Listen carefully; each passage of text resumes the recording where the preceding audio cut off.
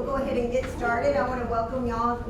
Thanks for coming to the School Health Advisory Council SHAC meeting. And I'm just going to tell you some things that we've done this year. We've had the recent and upcoming SHAC or health-related activities. Aurora Health has done a student immunization clinic. They came in February and they're coming back in April. That's to get kids ready for 7th grade and for college. And the elementary had the American Heart Association Kids Heart Challenge, and it started in February. They had 254 people that raised at least $5. The top fundraiser was Elena Davenport in pre-K, and she raised $1,891. Oh, wow. The total amount that the students in elementary raised was $15,706. UT Health digital mammography unit was here yesterday to provide mammograms for the women. And the Northeast Texas Child Advocacy Center is offering a personal safety program called Play It Safe to elementary and middle school students. And I believe they're coming, and they've already come to elementary, or they're coming in. They came one day and then we had to ask, so we rescheduled for May. Okay, so they've been here and they're coming back in May, and they're also coming to middle school in. Well, they've been coming. They got all of 8th grade, 7th grade, one more lesson in 6th grade, and then they're going to do 5th grade next week. Let's see, and also we have joined Texas Child Health Access through telemedicine. It's called T-Chat. And they provide telehealth programs to school districts to help identify and assess the behavioral health needs of students and provide access to mental health services. And that's a free service that's offered to students. And now we have Katie Roden from Franklin County Rural Health Clinic, and she provides some behavioral health services that she's going to tell us about. Katie?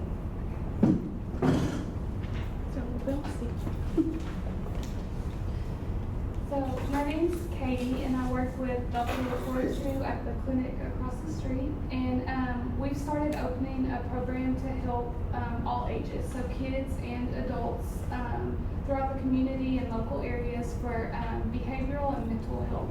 So it's anything from ADHD, conduct disorders, all the way to a bigger scope of paranoid schizophrenia, any type of mental or behavioral health issue that's going on. Currently it's outpatient, so they would just have to make an appointment through Dr. LaTortu's office. They don't have to be a PCP patient. He'll see patients that aren't with the clinic. It's just a little bit of paperwork that they have to fill out. And it's for everybody. It doesn't go off of just if you're private pay insurance, Medicaid, no insurance. There's no cost to anyone in the community because he's trying to work on mental health in the area and surrounding facilities. We're going to try to do a summer program for the kids so that they can have something to do during the summertime, because with school being out, you know, there's different mental health and behavioral issues that can come up without having the structure of a school. And so we're going to do that on Tuesdays, Wednesdays, and Thursdays. That's free as well to the kids. We'll provide lunch, snacks, and transportation if needed. And it's just a really good program, and I'll make sure that you guys have our information. So if you want it or have questions or anything that you think of from the meeting, just reach out, and I'll introduce the Texas Lions Club is next. So I'll let y'all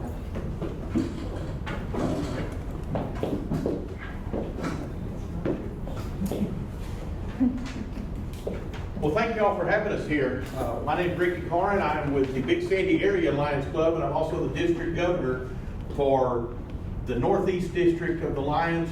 There's 16 districts inside of the state of Texas, and I am one of the district governors. Texas Lions Camp. Texas Lions Camp is probably one of the best kept secrets around. Have any of you ever heard of it other than the Lions that are here? Okay.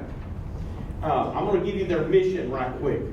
TLC's mission is to provide without charge to the family, a camp for children with physical disabilities, diabetes, and cancer from the state of Texas, regardless of race, religion, or national origin. And their goal is to provide an atmosphere wherein children who have physical disabilities are allowed to achieve maximum personal growth and self-esteem. Now, Texas Lions Camp believes in I Can. These kids that do not get a chance to go to camp, simply because most camps are not set up for children with physical disabilities. Our camp is. We have 550 acres right outside of Kerrville, Texas. That is an absolutely beautiful facility. Our swimming pool is not like a regular swimming pool, it has a ramp. And you can just drive a wheelchair right down off into it. They have rock climbing, they have zip lines, we have an equestrian area where they can ride horses. There is everything in the world that you would normally do camp. We have a young man that's coming next year to put on a concert down there. And I don't remember exactly what his physical disability was, wrote his first song at Texas Lions Camp. He'd never even picked up a guitar. They handed him one. It seemed like he had an ability to play it, so they went up on the hill during a campfire, and he sat down on one of the counselors, and he wrote his very first song.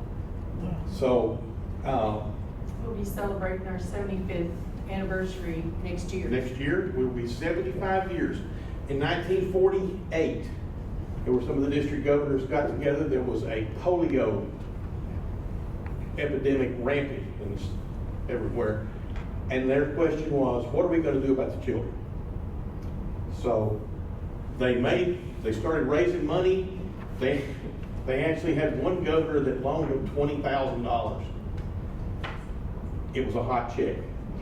It was never going to get going. It's actually framed at Texas Lions Camp. They never cashed it. They hung on to it. But they had the money so that they could convince the people to get the camp. Right now, we're just about done with one of our new bunkhouses. We had weather come through a couple of years ago, took out 2 of our bunkhouses. Of course, these bunkhouses were built in 1949. So it was time for some of them to go.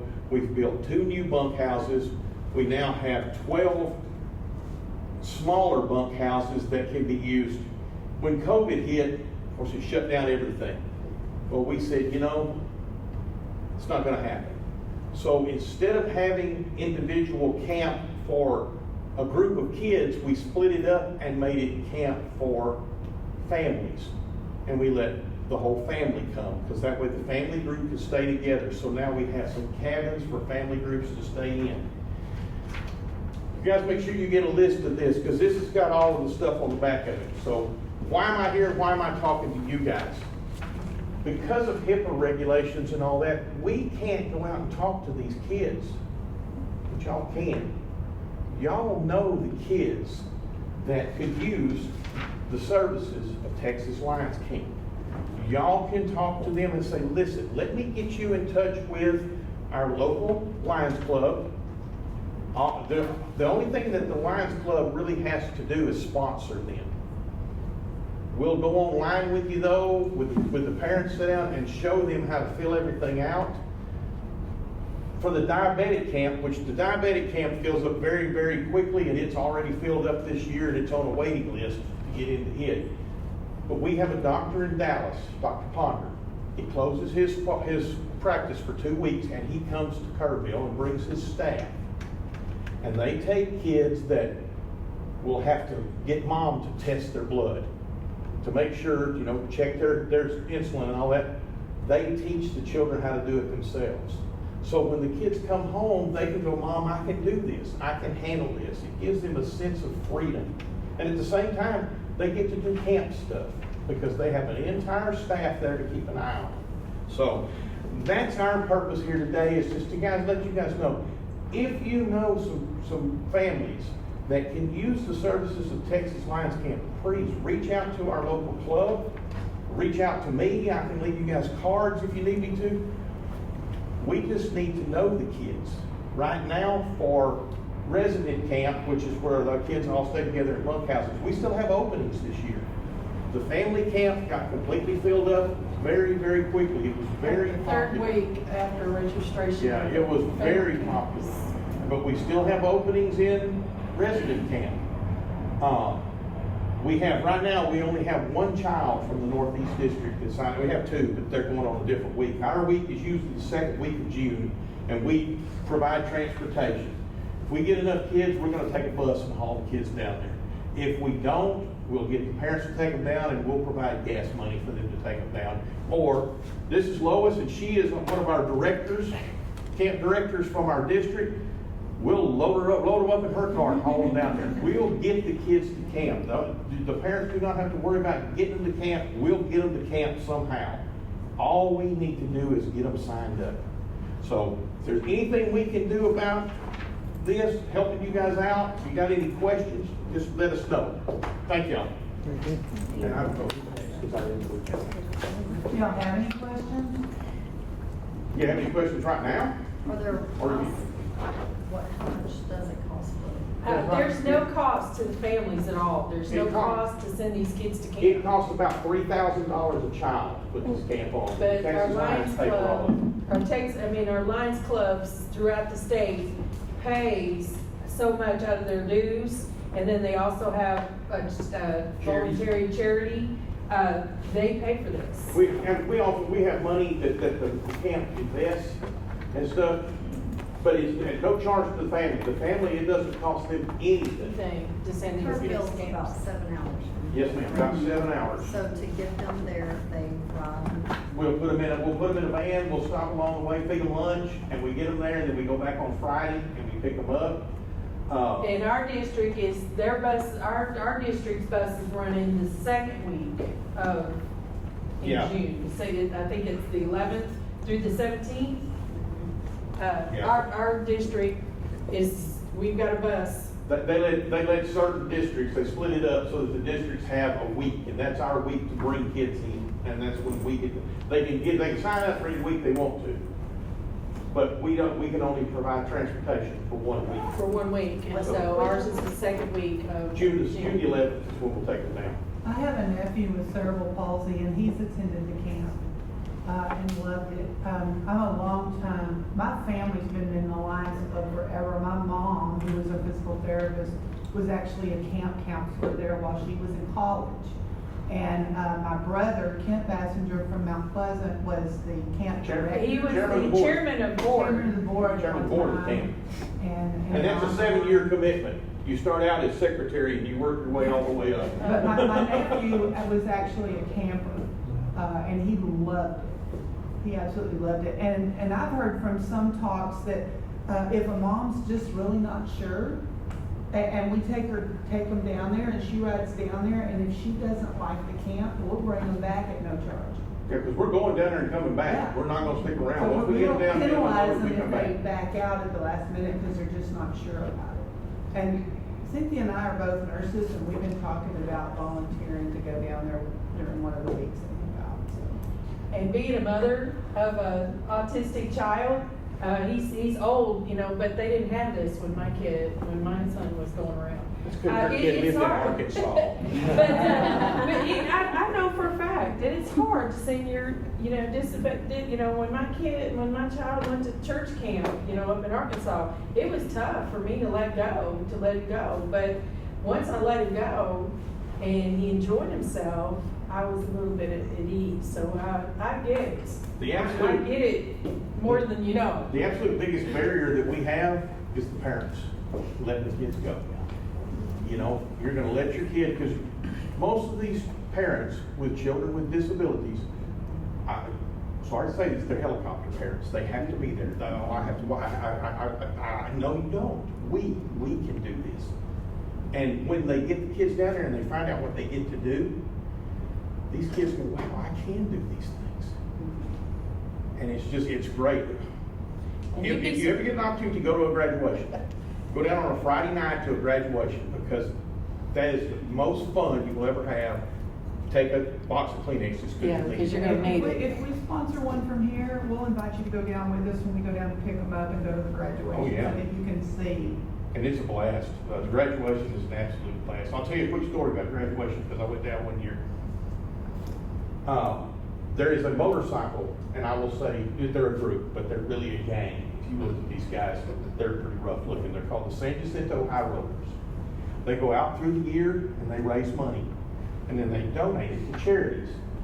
And they are some tough people. Yeah, I'll tell you this, when they walked up and asked me for money, I give them money. I don't care what it's for. Here, just take it. You can have whatever you want. They ride their bikes to the camp graduation. So if you can imagine Texas Hill Country, it's kind of like an auditorium like over here. And they've got these bikes sitting out here. And they're just rattling the windows and everything. They donated $56,000 one year to the camp. Wow. And the camp is not their only charity. These guys raise a lot of money. But that's just the kind of things that go on there. And, you know, like I said, our biggest barrier is we need y'all to get us the kids, to get it to talk to the parents. And We let's can't talk, approach them let's sit down and until talk to y'all the make Lions the camp. If it's not for them, that's fine, but at least let's give us an opportunity to talk to them where they will feel more comfortable about letting their kids go with us. Now, I know I'm probably not the best guy to say, let your kid go with me, but I've never been arrested. Well, in this day and age, it's really tough to let your kid, Yeah. let your child go with a stranger. Sure. I mean, we get it. And, I mean, I don't know if I want to. When we take the bus down, they're more than welcome to ride with us. We'll take the Yeah. parents with us. So, yes, ma'am. Can you talk a little bit about the staff who's there? Like, I mean, don't you have like, are there like Oh, doctors yeah, there? the staff is there. We recruit all over the world. I mean, we have some from Norway, Australia. We have a I mean, lot. we of got our a lot. counselors from Okay. Australia. The way they're screened, you betcha, they're gonna be equipped to take care of these kids. Because, you know, we just don't let just anyone just come in. They're screened, they're double screened. I think they got Homeland doing some security checks. On, you know, I mean. And there's a doctor on staff all the time. There's nurses on staff. If they have any medications, when they get there, the medications are checked in, and the nurses make sure they get their medication just like it says on their list of what they're supposed to get. Anything that their mom and dad would do, this group would probably do better. And it's about a 3-minute time on the ground to get from the camp to the hospital. Oh, yeah. 3 minutes. Yeah, it's not far off. It's not far off. So if something happened, it's not gonna take them long to get them to a medical facility. And, we have, you know, and our camp has a seal of approval from, Camp Accredited. Yeah. And that's, you know, that's one of the top. And we're very proud of that. Yeah. Because they, you know, they make sure that this camp is safe for these kids to go to. They double, triple check. Well, thank y'all. Thank you, Very guys. good, thank y'all. I just have one question. Yes, ma'am. I know the physical disabilities are listed. What if they have a cognitive disability paired with this? Are they still eligible or? Okay, with the family camp, if they do not qualify for the physical disability, they will for family camp. Because actually, the family camp, a caregiver can go with them. The whole family can go with them. And the absolute easiest way to find out is call the camp. You call down there and you talk to them and tell them exactly, and we'll get the parent, you know, on the phone and say, okay, you tell us what your child has, and they will make the determinations. Okay. A lot of times, they work with the parents. Our staff in there is an outstanding staff. Yeah, they're So, wonderful. And like, lost my train of thought. But with family camp, it opened up for a little bit more disabilities being able to be able to go to camp. basically with family camp, anything. It pretty much Just about is gonna be qualified. It opened it up for age groups higher. You know, you see there's some age groups on there too. Well, some of the older kids can go now too, simply because they're taking their whole family. And it's not just, it's the whole family. You know, they take brothers and sisters and Yeah. everything else. Thank y'all. Thank you. Thank y'all.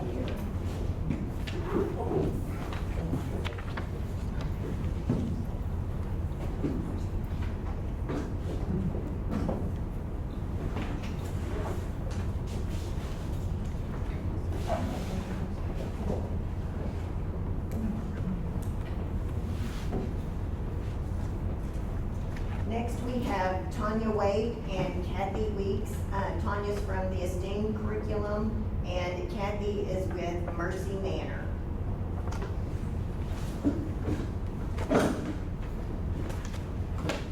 Thank you. And what a wonderful cause and camp. That's amazing. I had no idea that you did so much for those students. My name is Tanya Waite, and I'm going to pull this around here. Full screen. Let's see if I can operate this. Not screen, just a little, so you gotta be on the other side of that flag. Other side of the flag. Let me see if I can move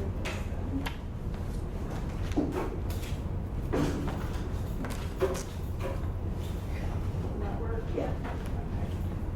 Okay. And I feel so blessed to have worked with your school district for the past 10 years. I was looking at our first communication that was back in 2013. And I'm the developer of a special program called Esteem. And it not only covers the health teams, but it covers them in a special family-friendly way. And let me explain what that means. It's really unique because instead of a regular health textbook, we bring together our members from school districts, our SHAC members, parents, specialists in the community, like we work with For the Silent for trafficking information for the health teams, and CATA and SAMHSA groups for the drug and alcohol portions of the health teams, groups like Mercy Manor, parents, teenagers. And this got started back in 1999, and we started to put together workbooks and journals for students because we saw a need to put something together so there would be less dropout, but not only dropout, but just disinterested in school, disinterested in their goals, in their dreams because of all the distractions. And so I want to go through a few of the updates of the program and then have Kathy talk to you about a special grant that they received. It's a Health and Human Services grant that covers school districts in Region 7 and Region 8 that could purchase the whole program for your school district. And so there's 5 age-appropriate workbooks. Each journal is about 100 pages. They have 10 lessons. It's age-appropriate, but it also matches the specific health teaks. Texas Education, Knowledge, and Skills are the health teaks.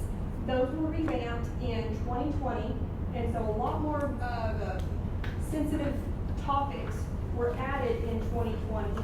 But the 10 lessons consist of goal setting, positive and negative media influences, lesson 3 and 4, when we're really talking about the sensitive topics, the boys and girls are separated. And then we talk about laws, drugs, alcohol, and tobacco, refusal skills, communication, relationships, and then revisit their goal setting and talk about a growth mindset. The workbooks that we're going to pass out to you in just a second have all kinds of interactive sections to the book.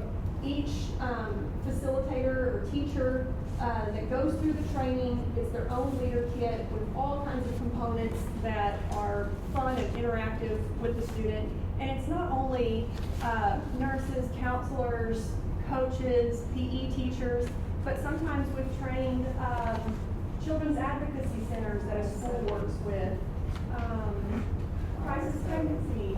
Yeah, RSOs. The safety resource officers in schools sometimes do the law lesson.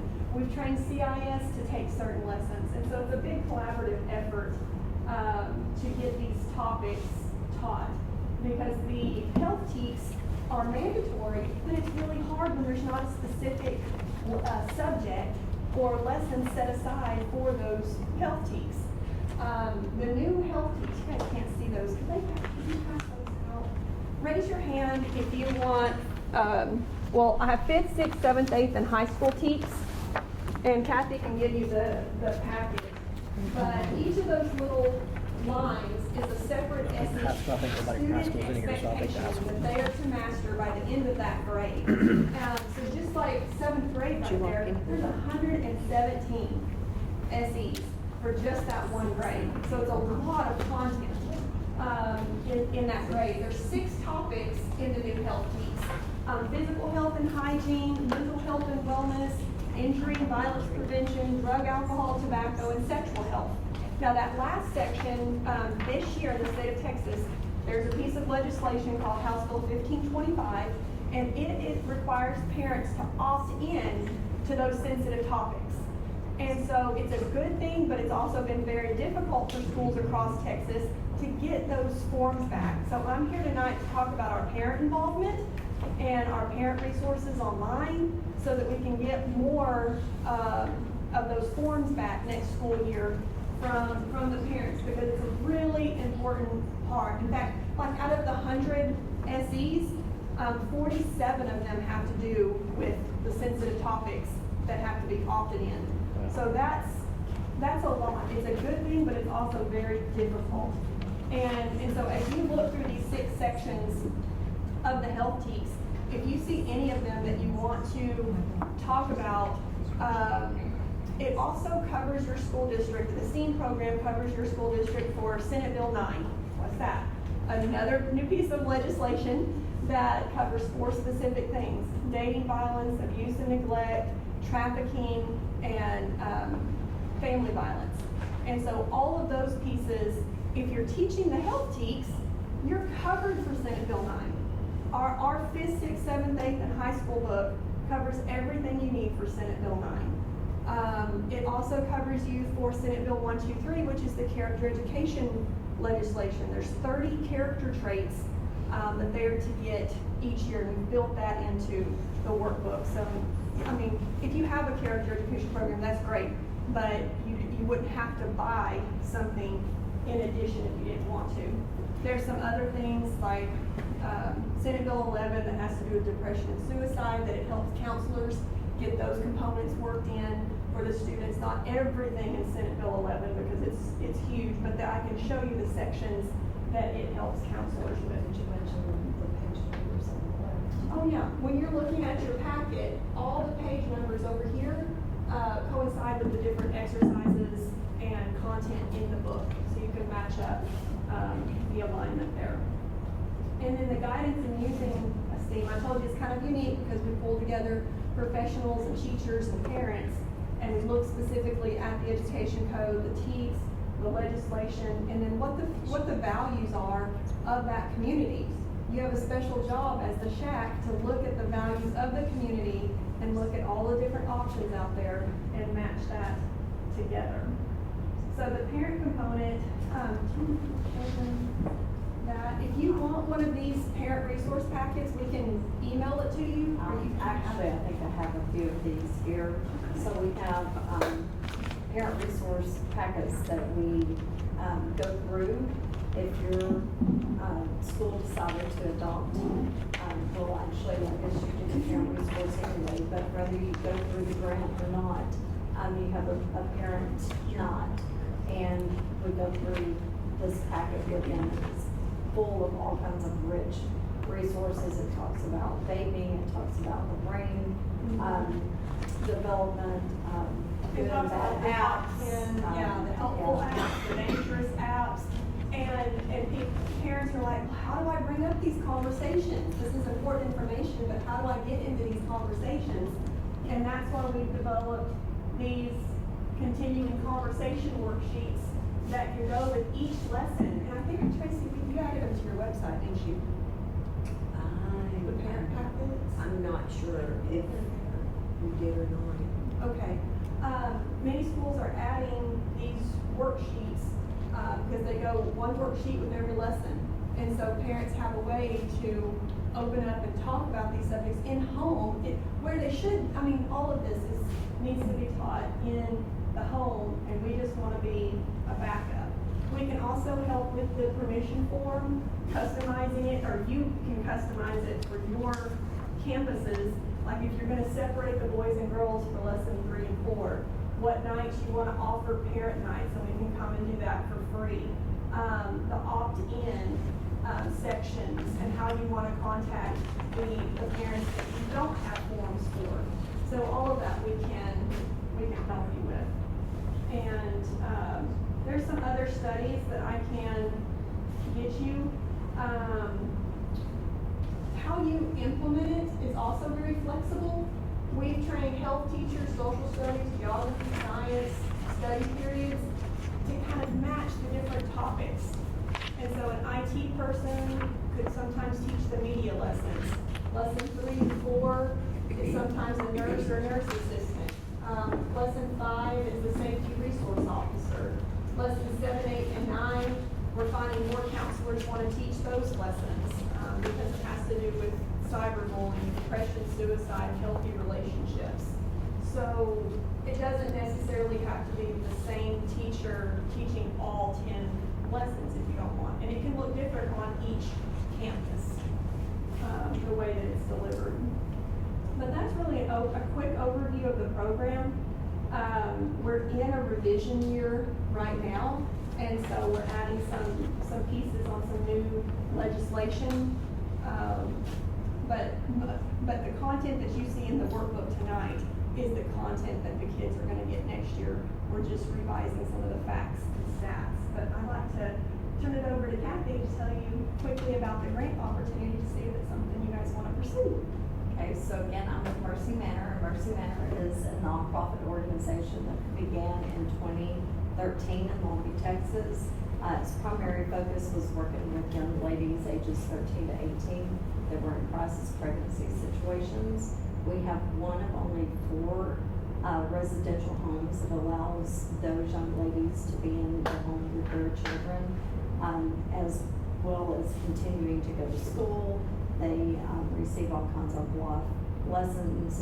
They go through our risk avoidance classes, and so their goal is to keep them from repeating the same behaviors that brought them to us in the first place.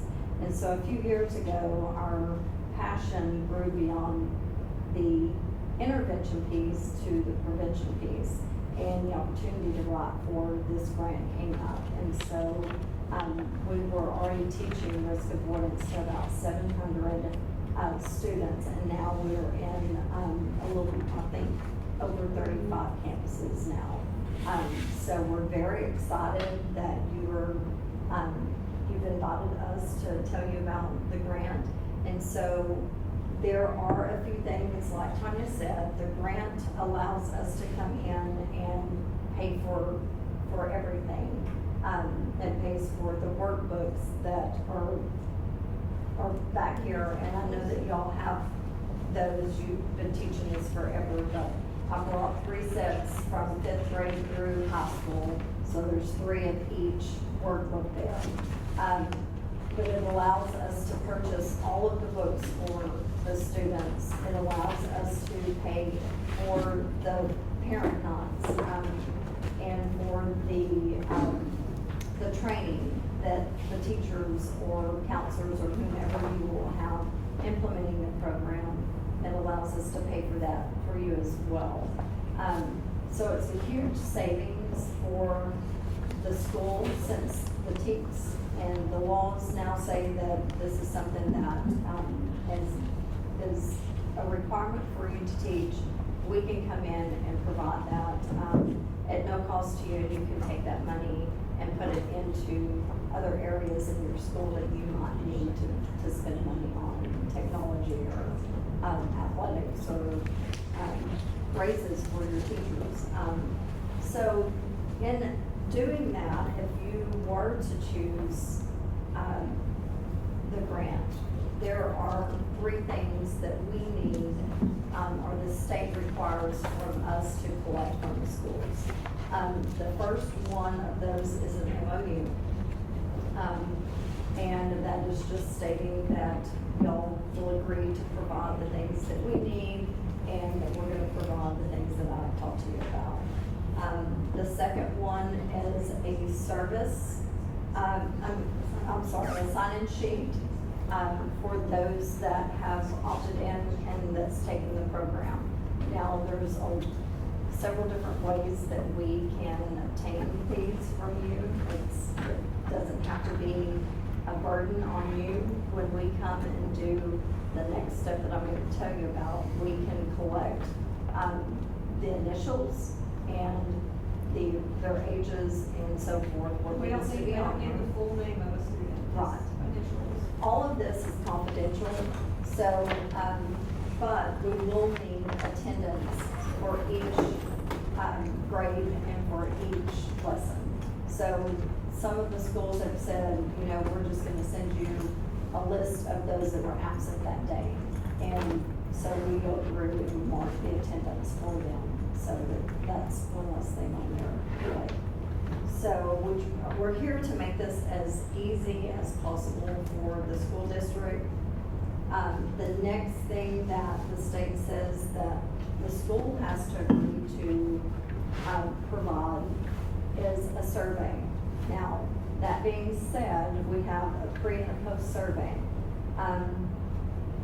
The student or the parent can opt out of their child taking the survey, but the school has to allow us to provide the opportunity. The survey does several things. There's a state survey that's just a big data dump for all the information to kind of know what children knew going into it and what they know coming out. And then they compile years to see how the program has affected, you know, the students over the years. The local one is something very unique because we will get a code for your district and we can provide you back specific feedback for in a report specific to your school district. So again, those are all anonymous. Y'all won't know who they are. Our educators, we have 5 educators that will, one will be assigned to your district if you decide to utilize this, and they will come out and they will administer the survey and take it up. Then it goes in an envelope and it's mailed to the state. So, so that's, and then the next piece is a service project. This piece is optional, but almost every school does some type of service project where their students do community service or give back to their community. So we are able to provide up to $250 for materials for the students to do a service project per campus. So that piece, again, is optional. You don't have to do that. But most every school's are already doing that anyway, and that saves you more money. And I think that's it. Any questions about the curriculum or about the grant? And we're here if you split up in committees or you want to have additional Zoom meetings or things like that and dive deeper into any of the elements, we can do that. Thank you for your time tonight. Thank y'all for coming.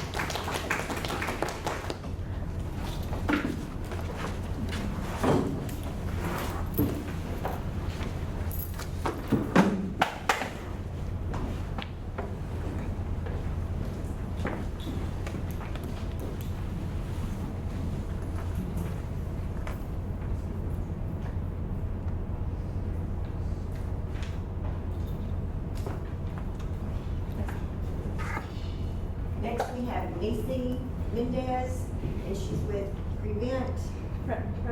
Prevenant Health Corps. I'll let you introduce yourself. Hi everyone, I'm Lucy. I'm with Community Health Corps President Team, which stands for Prevention Network for Northeast Texas.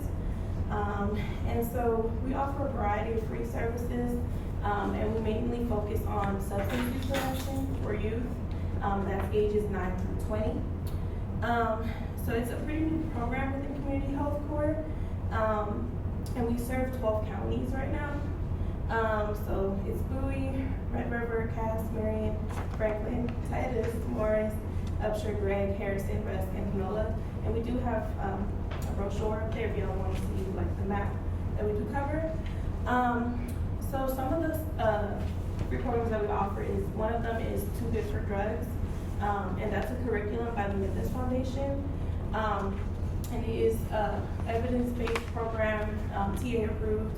And what we do is we come in and we give 10 lessons, and they can be done, you know, coming in once a week for 45 minutes. That can be adjusted as well if, you know, if we only have like 20 minutes per se.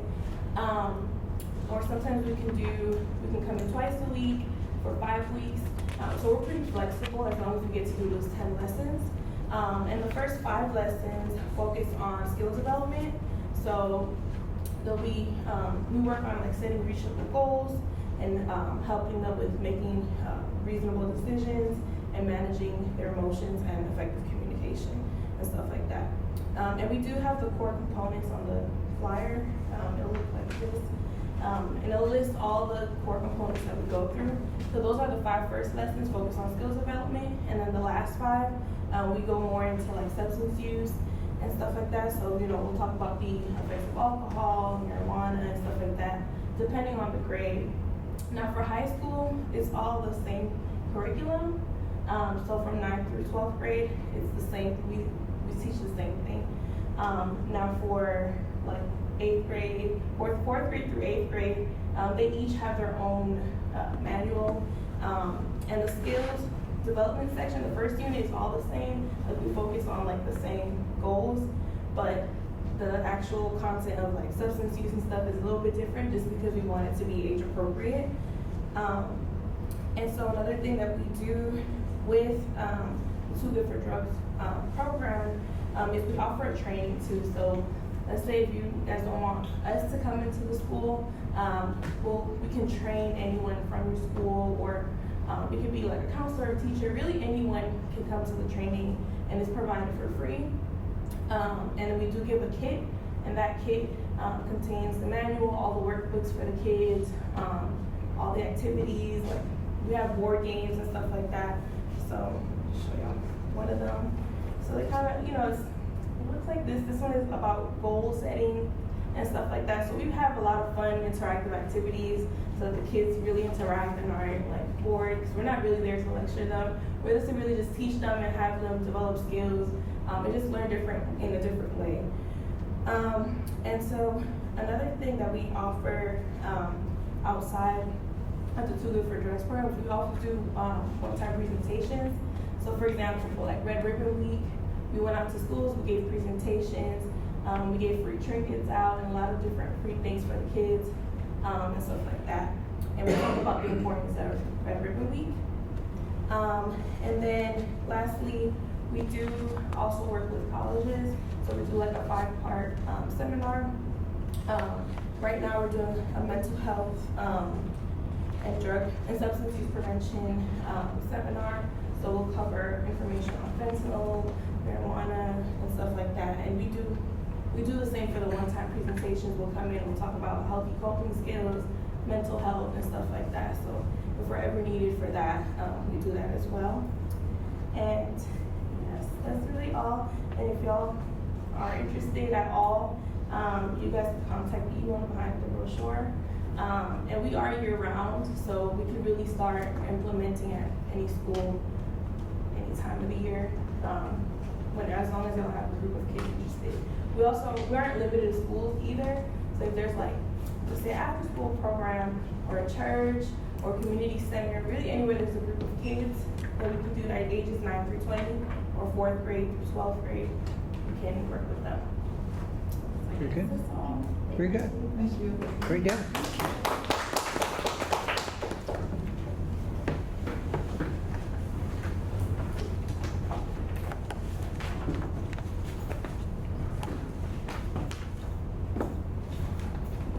Does anyone have any questions or comments? Okay. Appreciate you all coming, and our next meeting will be in Dangerfield on April 11th from 12 to 1. Martha Baker is a retired school nurse, and she has put together a large SHAC group, and she also does an ounce of prevention program, and she has for each month, if there's a special thing that's being recognized, like in April, I think it's Child Abuse Prevention Week, she'll have groups come in from that will address topics about child abuse. So if you can attend, it'll be at 909 Linda Drive, and that's Church of the Rock on the Rock at Dangerfield. And it's on April 11th from 12 to 1. Thank you. Thank you.